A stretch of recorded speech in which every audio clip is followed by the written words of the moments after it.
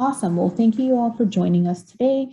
My name is Barbara Moreno, and with the help of Pedro Dana from WABA, we're going to be giving you some tips for winter biking to school.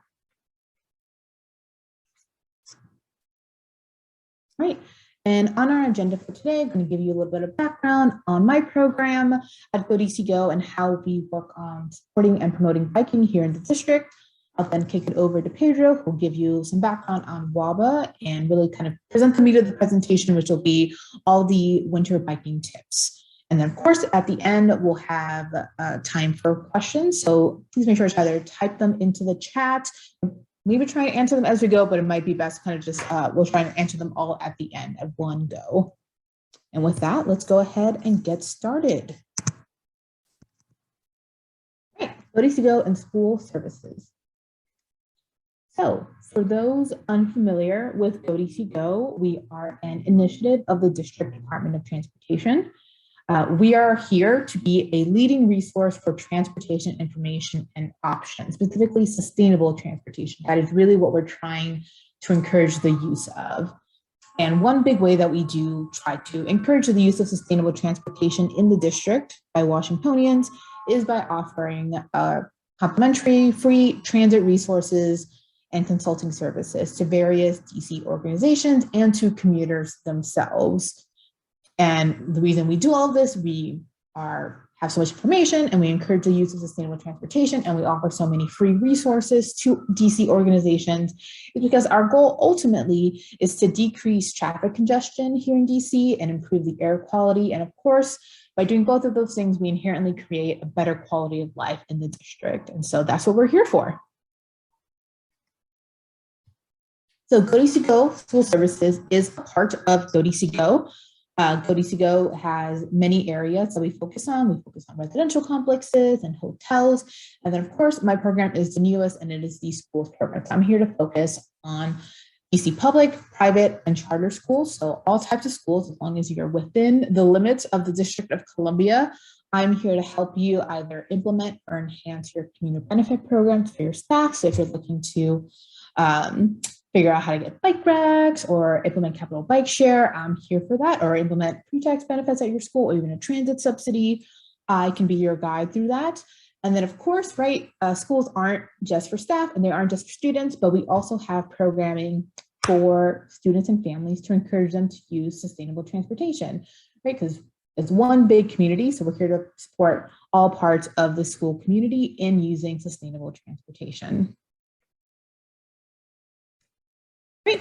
And here's my information. So I want to make sure I always include a slide with my information because I want to make sure that when I do send these slides out at the end, if you have any questions or any concerns about anything in this presentation, that you have both my email, barbara.moreno@godcgo.com, and of course, my direct line. So feel free to call me with any questions you might have, or if you're interested in having GoDCGo help your school increase sustainable transportation use, that is what I'm here for. So there's my contact information, and I'm more than happy to help. All right. So I told you we support and promote biking. So I'm going to tell you a little bit more about how we go about doing that. Right. So one big way that we've been doing that during the pandemic, especially, is through our Commute with Care materials. And so we develop these tips for every mode. So of course, biking is included in there as well. And it was just really important because there were a lot of questions at the beginning of the pandemic and still now at this point around, right, is it safe? Is it safe to use capital bike share? Is it safe to ride your bike, right? All of these things there people had questions on. So we decided to just create some standardized materials around Commute with Care, and we also provided them in Spanish. So that way, if you need to share these also with your Spanish-speaking family members or staff members, that is an option. All of this information is on godcgo.com. So you can email me. I'm happy to send it to you directly, but we also have it on our resources tab on godcgo.com.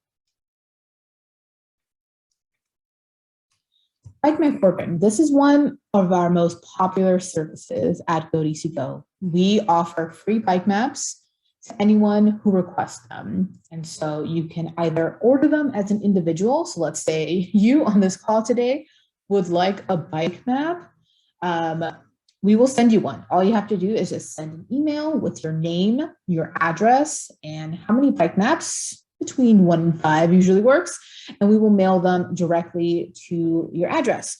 And schools, right, as organizations with very large populations, right, including the staff, the students, and the families, you got a lot of people coming to and from a school. Schools can actually order up to 200 bike maps at a time. We also have other transit and transportation related brochures, including Metro Maps and all of that. And if you would like any of those materials, again, all you have to do is just send a quick email to info@godicigo.com with your name, the school name, the address of the school, and the number of maps and other transit resources that you would like to receive. And you will just one day receive a nice big box a couple weeks later with all of that information. And all of this, of course, again, is at no cost to the school. So it's a really great resource if you're looking to provide information to both staff and the families at your school around biking in DC. Our interactive map, so if you don't like paper maps, we do have an interactive map. The interactive map is one of my favorite resources because it really is tailored to sustainable modes.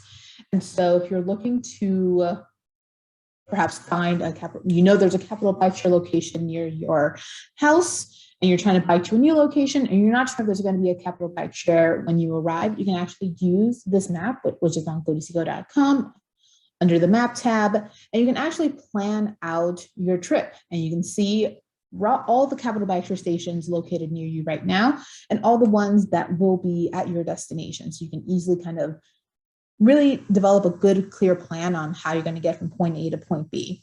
The map, the interactive map, also works very similar to the physical bike map. And so it'll highlight and point out all of the best bike lanes and bike trails that will help get you to your destination in the safest and shortest way possible. So it's a great tool to use.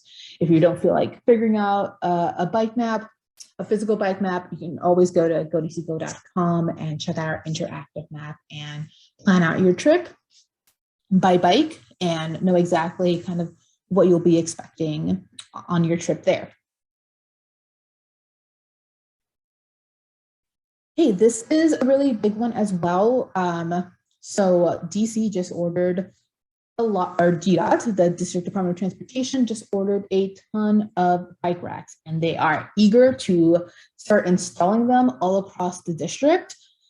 So if you personally need bike racks in your school or even in your neighborhood, you just personally biking and would like a bike rack in your neighborhood, we can help walk you through that process. So you can, again, contact me if we run into any issues, but the process is pretty straightforward.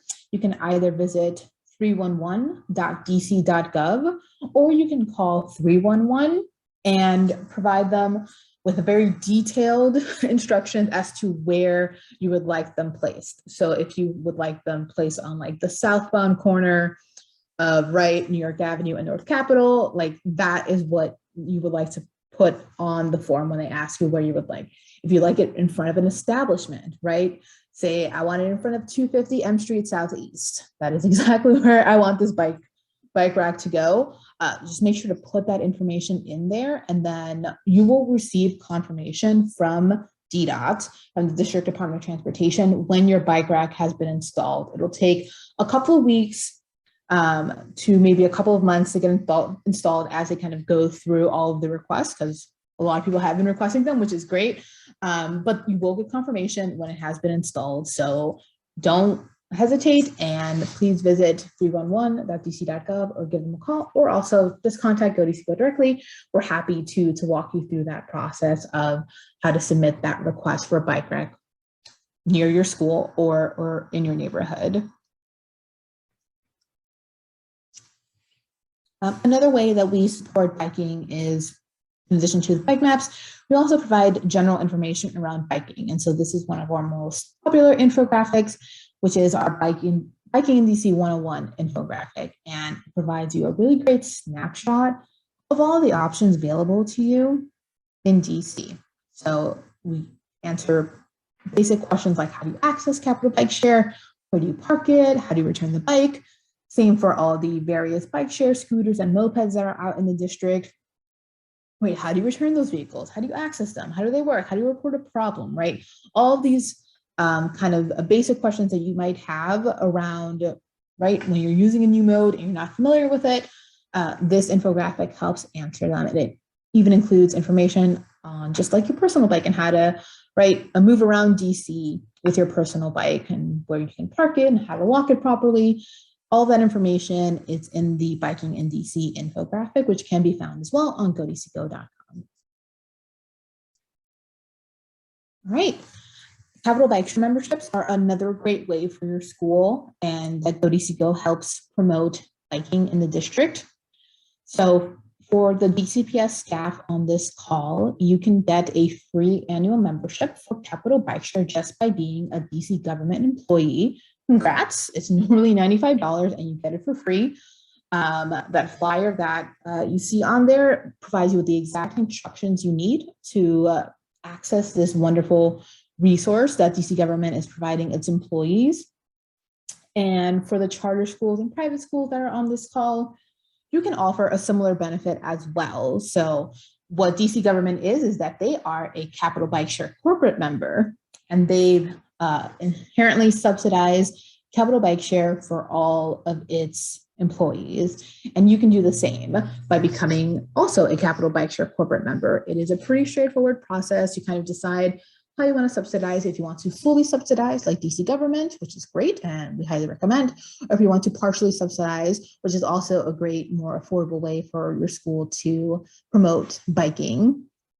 We can kind of help walk you through that process. So please don't hesitate to contact me directly or info@godcgo.com. We can kind of walk you through that process, talk to you about all the various levels affiliated with that process, and just within literally a couple of weeks, we can get you set up and functioning on a Capital Bike Share corporate membership and having a special code that you can send to your staff that allows them to ride around DC. And it's a great benefit, very popular among the schools that do have them and the employers that do have them. So we highly recommend that as an option if you're interested in increasing biking at your school.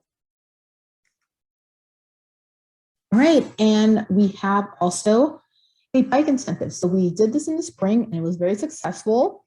So we got an opportunity to do it again. And so we are doing, GoDCGo is hosting a bike incentive for school staff, and participants can have up to $200 of the new bike purchase reimbursed. So you do have to buy the bike in advance and then submit a receipt. That's qualification 1. And then qualification 2 is just working at any DC school. So whether it is a charter school, a private school, or DCPS, you qualify as long as your school is within the limits of Washington, DC.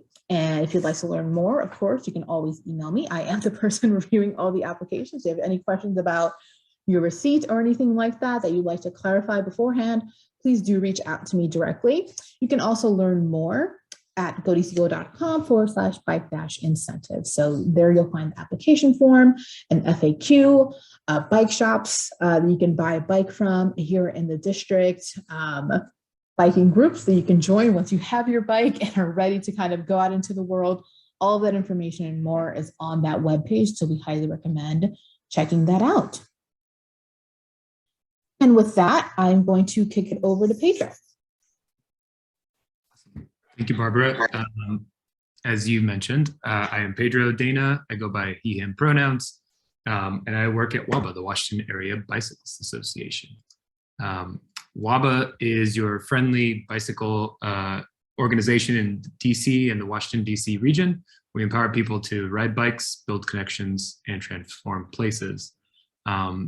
Similar to GoDCGo, we envision a just and sustainable transportation system where walking, biking, and transit are the best ways for folks to get around our city. What we're going to cover today is why you should bike to work, what you need to ride a bike, preparing for your winter ride, and then some winter biking commuting tips. So we'll start off with why bike to work. I want to stop here and just say that there are a lot of different ways and whys to ride a bike. So some people choose to ride a bike because of exercise. Some people choose to ride a bike because of the environment. Some people choose it because it's efficient or they just, that's the mode that they are most drawn to. But most importantly, it doesn't matter how fast or how, slow you ride. You should be doing it because it's good for you and it's good for the planet. So there's a lot of different ways to enjoy bicycling. Can you switch the slide, please? If you ride slowly, that's actually one of my favorite ways to ride. The slower you go, the more you get to enjoy the outside, taking the scenery, and probably you'll also be less sweaty, which is also relevant in winter despite, the cold temperatures. But I think the most important thing about why people bike is because it often gets you there faster. Our roads are filled with cars, more and more cars every single day. The transit system, while generally reliable, can have issues as well. Bicycling affords you a consistent departure and consistent arrival times. And in addition to that, generally, if you're biking less than 3 miles, you'll usually arrive there faster by bike than you would in any other mode. One of my favorite things about bicycling is also you can take the scenic route. This is great if you're biking home from work and you just want to decompress a little or enjoy the outside because the weather is nice. So you can take the scenic route. You might even see turtle or some really cool art as you go through the trails. Could you get one more? And another thing I really enjoy about bicycling is that this is the Metropolitan Branch Trail where this mural is at. Bicycling just gives you access to places in DC and in the region that you wouldn't be able to access if you were in a car. So the MBT is only accessible by foot or on a bike, and it's a great way to check out some local art, check out a great park, and connect your destinations. So now we're going to talk about probably the number one reason why people bike. It's really, really cheap. As Barbara mentioned earlier, a regular Capital Bike Share membership costs $95 a year, but that can be subsidized if you are a DCPS employee or your employer provides any kind of subsidies through the program that Go DC Go manages. Also, a good used bike can cost as little as $100, $200, and maintenance can be really affordable, especially if you are willing to learn some tips and tricks on how to take care of your bike yourself. There's also a ton of other dockless options and scooters that are, provide you the same access, the same ability. The price tends to be a little bit more, but also worth exploring. And then the last thing is that bikes are really capable and convenient. You can carry your groceries on them. You can carry out, carry kids, pets, whatever change of clothes you need, and laptop. It obviously requires a little bit of forethought, but once you have your system set up and your routine, it's pretty easy to get all those things on your bike and move on your way. So let's talk about what do you actually need to ride a bike. I'd say the number one thing you need, other than a bike, the ability to ride a bike and some energy that you can power a bike yourself. I'd say you need your helmet. So I'm just going to demonstrate real quick what you should do with the helmet is you should always put it on your head. It should be straight, so not like that. So straight. And what you're looking for is about 2 fingers between the brim of the helmet and your eyebrows. Then you're going to close the clasp. You're going to have a V around your ears both ways. And then you should be able to put 2 fingers, but not have too much extra space. A lot of helmets have a clicker in the back that allows you to tighten it a little bit. And what that do is you can shake your head and do a headbang test, and it shouldn't move around at all. So that's number one thing you'll need is a helmet. Just as a reminder, in DC, helmets are only required for folks who are 16 and older. Helmets are only required for folks who are 16 and younger. So that includes most of the little ones. But for adults, like a lot of folks on Capital Bike Share, you don't need to have a helmet while you're riding. The next thing you'll need is a lock, especially if you have your own bike. And a lock just affords you the ability to lock your bike up, go inside a store, go into work, and then make sure that it's there when you return. Couple of tips here is make sure you don't lock the trees because bike thieves, it's a thing, it happens, but bike thieves will sometimes cut through trees to take a bike out of the way. And making sure that wherever you're parking it, if you're parking in a bike sign, like a parking sign or anything else, you're not blocking any accessibility. You're not causing an accessibility issue for someone. So not blocking any ramps, not blocking bus shelters and things like that, just making sure that you're conscious while you're parking. Another great thing to have while you're biking is a bell. A bell is not required in DC as long as you're able to alert others of your presence. So if you're able to use your voice and like shout and let people know you're coming. But a bell is a nice way to, politely let pedestrians and other bicyclists know that like you're behind them and you're passing, and just alert them to your presence. And then last thing here is to have a backup plan. Biking is great, it's convenient, but there's just some days that you have to stay late at the office, or you're tired, or you have different plans. You can always leave your bike wherever you lock it as long as it's safe, and take a backup plan. Take the train, take an Uber, take the bus home, get a ride from someone else. The nice thing about bicycling, especially to work, is that you don't have to do it every day. It makes a difference if you do it once a week or you do it every other day. So just take that into consideration while you're making your plans. And the last thing I will add is that there are plenty of folks out there in the region who bike to work and bike for recreation, and they are more than happy to help you out. So if you're, curious or hesitant, ask a friend or ask a coworker, and they'll be more than happy to ride with you and show you the tips and tricks and answer any questions you might have. So let's switch over to the main conversation here. Is how do you prepare for a winter ride? We'll start with some bicycling basics for preparing for a ride, and then we'll talk a little bit more specifically about winter bicycling. So I think the number one tip for getting on a bicycle is doing an ABC quick check. So an ABC quick check is a quick way to remember the 5 quick components that you should think about on a bike. So we'll start with air. A is for air in the ABC. What you'll want to do to check air in your bike is squeeze the front tire and the rear tire, or more tires if you have more tires. It should feel kind of like a knuckle. So if you like close your knuckle and press on your thumb, that's how it should feel. It's like a little bit squishy, but pretty hard. The surefire way to do that is to get a bike pump or a bike pressure valve and match it to the numbers that is available on the side of the wall.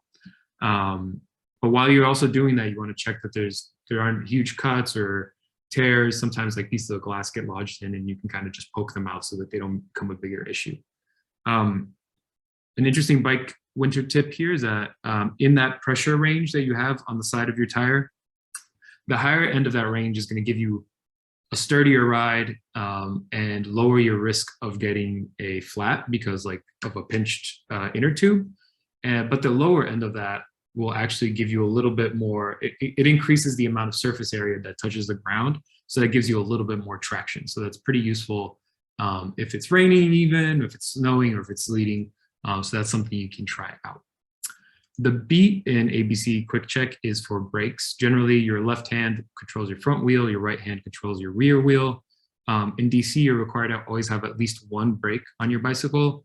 For some folks, if you have like they're called fixed gear bicycles. That means that as you pedal, your back wheel moves. So if you stop, you can't stop pedaling if you're moving. That counts as a brake. And other folks have coaster brakes, which are the ones that like you remember probably as a kid that you back pedal and it locks the wheel and slows you down. So any of those brakes are acceptable. A couple of tips here for the winter is that you should brake or turn, never do both at the same time.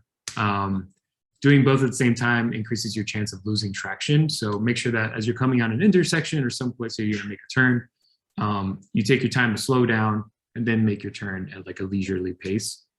The other thing here is feathering your brakes. This is great for all forms of precipitation, but basically what it does is you're just gonna tap your brakes really quickly before you actually squeeze on them harder. And what that does is that when you tap it really quickly, it allows the wheel or your rim brake to just get cleared out of all that water, ice, snow, whatever is on it, so that when you actually squeeze, you get a firm grip on your tire, on your brake, and you can actually stop. C is for chain, cranks, and cogs. So that's your whole drivetrain, everything that makes the bike go as you push. So you want to make sure that your chain's free of rust, dust, debris. And I think the really key thing to remember here for the winter, and this applies to your whole bicycle, but it mostly shows up in the chain and the drivetrain, is that salt is really corrosive. So even if it doesn't snow, often DPW goes out and puts out salt as a preventative measure. They'll put out brine as well. That's usually happens more on the highways, but it can happen in some major streets. And just know that if you ride through that, that will eventually get on your chain and your drivetrain. It increases the friction on all those parts, and also just increases the likelihood that those parts will rust. So you'll want to make sure that if you do ride through that, you're doing preventative care, cleaning it up, and lubing the chain as directed. So, and then last two bits of ABC Quick Check is quick is for quick release. Those are the little levers that you find usually at your wheels, at the axles, and allow you to quickly take them on and off. You want to make sure that those are tight and firm so that those parts don't come off. And the other place you'll often find them is under your seat post, where you adjust the height for your seat. So you'll want to make sure that's nice and tight so that your seat doesn't wiggle around or slide up and down as you're riding. And then check is the final part. You're just doing an overall check of the bike, making sure nothing makes a weird noise. What I'd like to do actually is pick up my bike about an inch and then drop it on its tires, just really lightly. But you'll learn, you'll hear the sounds that your bike makes when that happens, and it's all normal. But every once in a while, you'll hear something off, like a screw that's slightly not as tight as it should be. And doing that will help you alert yourself to problems that might become bigger issues down the road. So we are now going to talk about general biking commuting tips. And the number one tip here is to be both polite and to be predictable. Being predictable means that you're letting people know what your intentions are. So that means signaling with your hands or with your voice.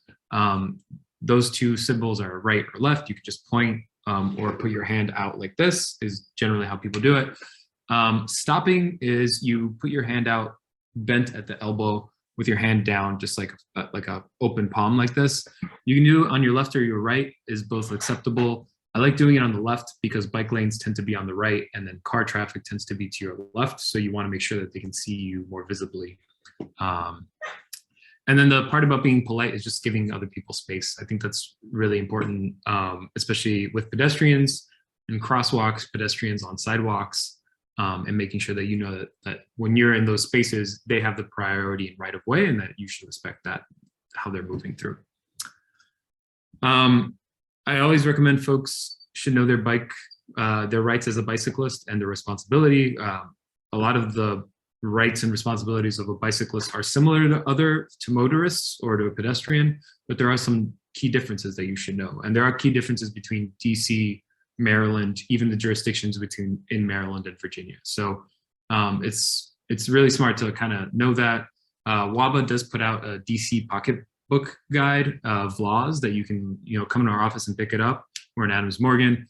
Virginia puts one out called Virginia Share the Roads, and Maryland doesn't have a great system, but these three links that you'll be able to get after the webinar can take you to where that information is, and you can learn more about them.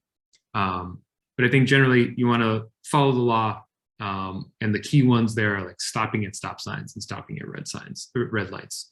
Another important tip is riding in the same direction as traffic, mostly because drivers are always looking towards that direction at intersections. So if you're coming the opposite way that they're expecting you, they're not going to look.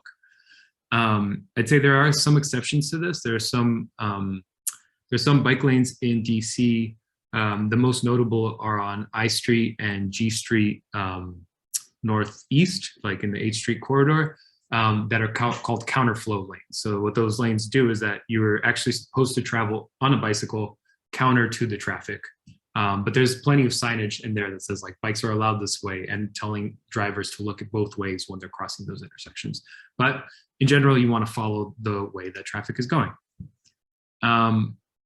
You also want to ride where you feel comfortable.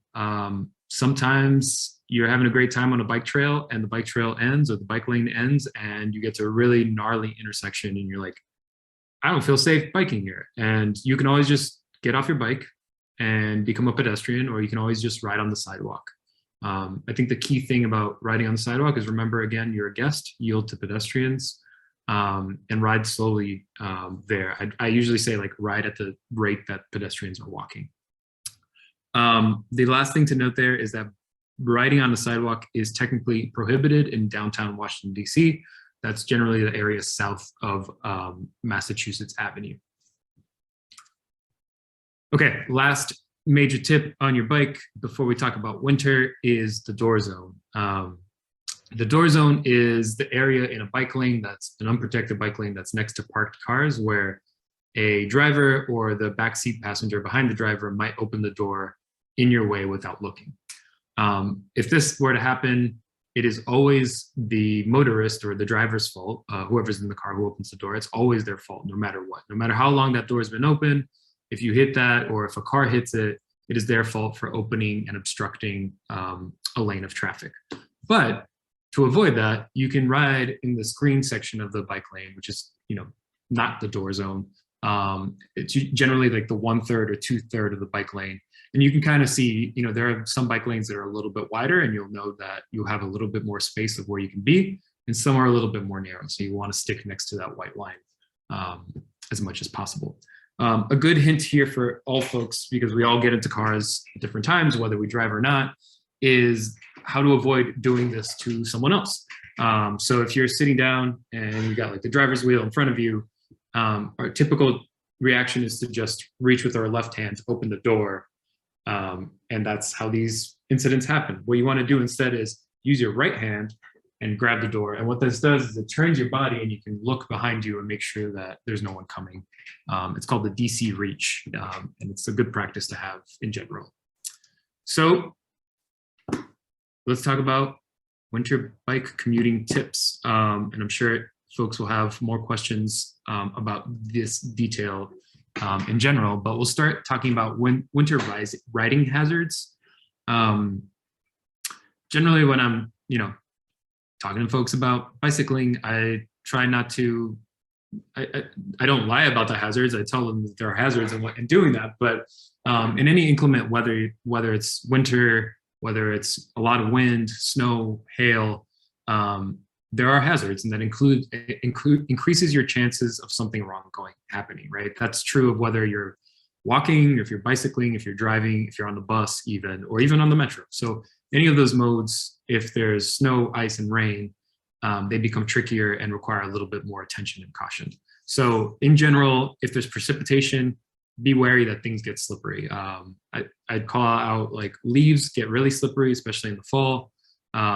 Paint gets slippery, so even the bike lane or like crosswalk thermoplastic painting can actually get a little bit slippery when it's wet. And then metal, so like things like metro exhausts or like manhole covers get really, really slippery when they're wet. Bridges tend to get icy and cold. We were taught this when we learned how to drive, I think pretty often, especially unless you're like from like Florida or Hawaii, but bridges get cold and icy before the rest of the roadway. So if you're near like 30 or 40 degrees, just make sure, and there's precipitation, make sure that you know that that's a possibility. Ice, especially black ice, I'd say probably don't ride. I'd also say probably don't walk on sidewalks or don't drive a car at those times, like find an alternative. I know that this is not possible for everyone, but if you can, try to avoid being out when there's black ice. But for snow, we'll talk a little bit about the different kinds of snow, but for snow, basically you're trying to do, you can ride as long as you don't do anything sudden and you're consistent and steady when you're pedaling. And then rain, the only thing to note there on top of what we already talked about is like, don't brake very suddenly because you can hydroplane similar to a car. So let's talk about snow. Climate change means that, I should go one slide. Yeah, thank you. Climate change means that DC probably will get less and less snow as we continue to age and continue to move forward. But that's why you're riding a bicycle, to slow the rate at which climate change is destroying our city and our environment. But just know that not all snow is created equal. Dry snow is actually pretty easy to get through, but it can gunk up on your drivetrain and your brakes. Wet snow can be a little bit harder to like ride through and requires a little bit more pushing, so you might get a little sweaty. But I think the two most important rules here about biking in the snow is that one, bike law number one is that roadway is always narrow. So what that means is that when the snowplow comes through, the road becomes as wide as the snowplow was wide. And then people start clearing out their cars and they start throwing snow onto the ground. And that means that the roadway is going to keep getting narrower and narrower and narrower. So you might not be able to use that bike lane anymore because it might be covered in snow. That's okay. You can position yourself in the roadway. You have every right to be there. And I actually find that a lot of folks are way more courteous when there's snow on the road. They're more courteous to bicyclists and respect that they need to just be there because it's what's safe.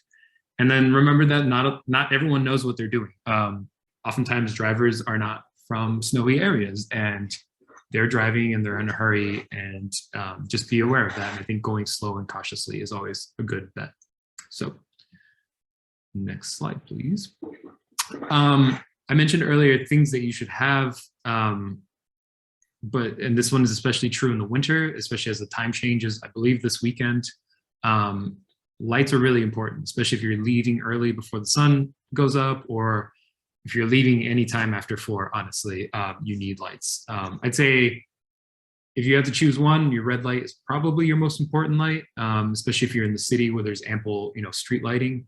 The red light goes in the back, similar to a car. It lets people know that you're going away from them. The white light goes in the front, lets people know that you're going towards them, but also helps you see a little bit. So what you want to do if you have a white light, you don't want like the brightest thing possible. You'll want something that's bright enough that people know you're coming, but you also want to angle it down so you're not accidentally blinding anyone. And I think the one more tip here is to not use the stroboscopic mode. A lot of people have light sensitivity, and that can be dangerous for drivers, pedestrians, other bicyclists. That being said, one of my favorite winter bicycling light hacks is to put some LED Christmas lights around your bike or your frame or your body, and you can bring some like winter Christmas and holiday joy to folks while you're riding. So next slide, please. Right, we already talked about them. Let's keep moving. I think this is a general rule for bicycling for me, at least, is riding in regular clothes. I don't know if you noticed in my intro slide, there's a picture of me in like a sports coat. There's a picture of me in a button down, and there was a picture of me in more like sports gear, if you will. 80 to 90% of the time when I'm riding a bicycle, I'm just wearing the clothes that I'm wearing to go wherever I'm going, whether it's work, meet up with friends, to the grocery store, or whatever my responsibilities are. I'm just wearing what I would wear normally. So I think wear your regular clothes. You don't need anything fancy. And in the winter, it's really about layering and selecting the right layers for the weather that you're going to be dealing with. So the winter also always gives you an opportunity to accessorize. People wear hats, people wear gloves, people wear fancy socks, and that all applies to bicycling. Oftentimes, what you'll want to do is make sure that your core is warm enough. And if your core is warm enough, you'll be okay. But a lot of our bodies are all different, and people have different sensitivities. So like some people get cold feet, some people get a cold head or ears, some people get cold hands. So make sure that you know that about yourself and learn. And you might need to double up your hands, even though you're not wearing anything on your head. For instance, when it gets to like 55, I start wearing a hat because my ears just get a lot of wind chill and it gives me a headache, even if I'm riding for like a mile. And I know that about myself. So I keep my hat available and easy to find, and like I can cover my ears really quickly. Next slide.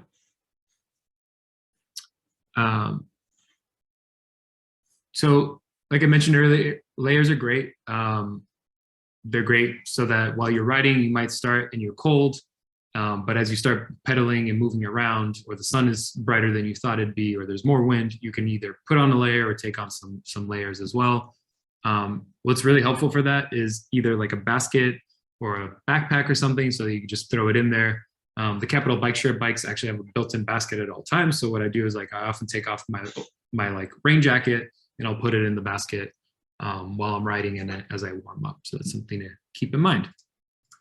And now we're going to talk a little bit about like different materials and why they're helpful. We'll talk first about cotton. I think cotton is great because it's super readily available. We all have cotton shirts, cotton sweatshirts, cotton pants. It's a natural fiber, so it's not irritable to like your skin. The bad thing about cotton, and something to keep in mind, is that it's a really, really bad insulator once it gets wet. So if it's snowing or if it's raining and you get wet, that cotton is all of a sudden it holds no heat. It just pulls in all the colds towards your body. So maybe something you don't want as your base layer. You might want it as the top layer, but not as your base layer. The next thing we'll talk about is wool. And wool is actually kind of dissimilar from cotton in that way. Wool is great for when it's wet, it keeps its warming properties. So it's a great base layer. It's great for socks. It's great for gloves or even for a hat. A couple of things to know about wool is that wool is available in very different qualities. So sometimes you buy something that's only 10% wool or 90% wool, and that's something you should keep in mind. Wool can also get very, very expensive. Like nice wool socks can be like $30 or more. You probably don't need those, really expensive socks, but they're also very nice and can keep you very toasty. So, make sure that it fits into your budget and does what you need it to be.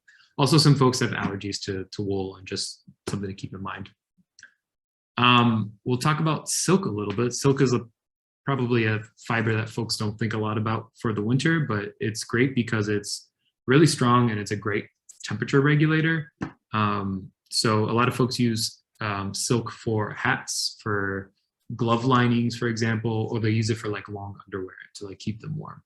I'd say that obviously silk is a delicate fabric. It's hard to take care of, and it can be expensive to buy if you're buying new. But it's a great place. It's a great thing to find at thrift stores. So is wool and generally everything. A thrift, if you want something that's just for bicycling, get it at a thrift store, try it out, and then maybe you can upgrade to something nicer if you feel like that's necessary. And then lastly, I'll talk about synthetics. I'm wearing one today. I have like an Under Armour shirt that I put under my clothes. It's generally what I bike in the winter, and then I just put a rain jacket over me, no matter the temperature. The great thing about it is they're cheap, they're durable. You can get fancy properties like stretchiness. Like this one's stretchy, so it's like good for bodies need stretchy fabrics. The con is that they're susceptible to getting smelly, so that's just something to keep in mind. Oftentimes, I don't have a lot of colleagues at the office right now, but if I had more colleagues at the office, I probably wouldn't wear this all day. I would just wear it to go to work, and then wear it to go back to the office, back to home. And then my last slide that I have for you all is a couple of other tips and tricks about winter bicycling. This one's pretty general, but batteries don't actually hold that much of a charge when it's cold outside, so they bleed out charge really quickly. They also charge slower than they would if you're outside and charging your phone or something. So just keep note of that for your phones and your lights. So you might have to charge those things more often. I mentioned baskets earlier. Baskets are great at your house. Put all the layers that you need at the front door, and you're able to adjust it based on the weather that day. But baskets are also great on your bicycle for, like I mentioned, you can carry your groceries, your carry out, carry children on them, and you can carry your layers as you take them off. When you bike to work in the winter, you are often going to need less clothing on you while you're in transit than you will when you arrive somewhere, or if you're going to be standing outside for a while. So just make sure you keep that in mind and have extra pairs of clothes at the office, or you might change your shoes out, or have an extra pair of gloves if you need something thicker. A couple of other hints here is keeping a trash bag is a great, just having a trash bag on your bike or in your bag that you use often. It's great to waterproof anything really quickly if you get stuck in a torrential storm that you didn't expect. That happens more in the summer, but a great tip all year. If your lock freezes, which can happen if it rains or sleets, and then that precipitation gets in your lock and then it freezes, you can use a lighter if you have one. You can use rubbing alcohol. And now in the COVID world, we all have hand sanitizer on us at all time. Because it has a lower freezing point, you can put it inside the lock, and it will help break down that ice a little bit and hopefully get you to be able to loosen the lock. And then the last thing to share is that long coats, especially something that goes beyond your hips, might cover your rear light. So that's something to keep in mind while you're bicycling. Those are all the tips and tricks that I got for winter bicycle commuting. And welcome any questions you might have, or Barbara to let us know about the next steps. Yeah, thank you so much, Pedro. If anyone has questions, please drop them into the chat. We'll also send around the slides. If you have questions for Pedro or me, our contact information is in there, so don't hesitate to reach out. I can confirm silk is warm. I'm currently wearing a silk shirt and I'm toasty, so was not expecting that. So that's great. But of course, right, please visit waba.org for any information about biking in DC. And if you're, as kind of Pedro said, you want to think about, right, all your transportation options when you're biking, right? Because you never know what's going to happen. So if you're looking for, right, all the ways that you can get to and from school, please visit godcgo.com/school. And I'll just leave it open for questions. Feel free to drop them into the chat, or if you want to unmute yourself, feel free to do that as well.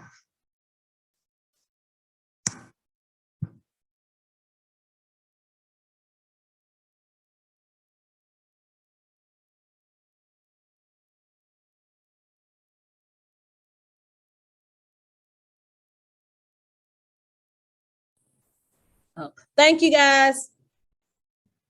Of course. Thank you, Denise. Yeah, have a great day. Great. Well, we don't want to take up any more of your time. Thank you so much for joining us today at the end of your workday. We'll make sure to send around the slides with our contact information, so you'll have any way to kind of reach out to us if you have any other questions that come up later on as you're doing some winter biking. So thank you again, and thank you again to Pedro for joining us today and sharing all of these great tips. Yeah.